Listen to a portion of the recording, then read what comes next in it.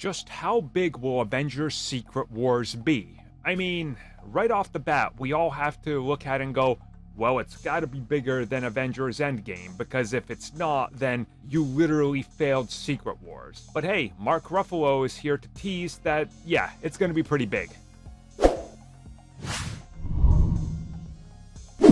So with She-Hulk still being the major talk of the town when it comes to Marvel Studios, as obviously the first season is ongoing, there's a lot of hype for what happens next in terms of the Hulk characters.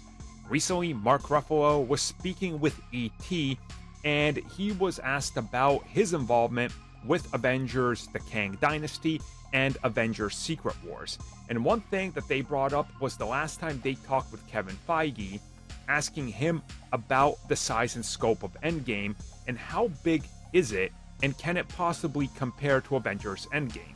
Feige said, you're gonna have to wait and see, but we got some pretty big ideas. Ruffalo goes on and says the same thing. He's teasing that this thing is gonna be pretty big, and he says it's gonna be hard to top Endgame, but Kevin Feige is right and he knows what he's doing with Marvel. This thing is going to be a big bang. It's going to be one of the biggest things they've ever done, if not the biggest. And hopefully fans are here to enjoy it. So in all honesty, it has to be, right? It has to be big. Like, you can't make a small Secret Wars. That's just stupid. You're going to have to pull out all the big guns. You're going to have to pull out every single trick that you have. You're going to have to invent new tricks. You're going to have to blow people away. It's Secret Wars. This isn't just going to be the culmination of phase 1, 2, and 3. It's the culmination of 6 phases. All the old franchises, the new franchises, emerging of all these new things. There's going to be so many characters in the MCU that it's almost going to be 3 times the amount of what we had in Avengers Endgame. And now you have all the Netflix shows and everything that are canon as well. Like, you literally are going to have to pull out every single trick you have and go overboard. And honestly, I'm telling you right now, I won't be surprised if Endgame is received pretty badly.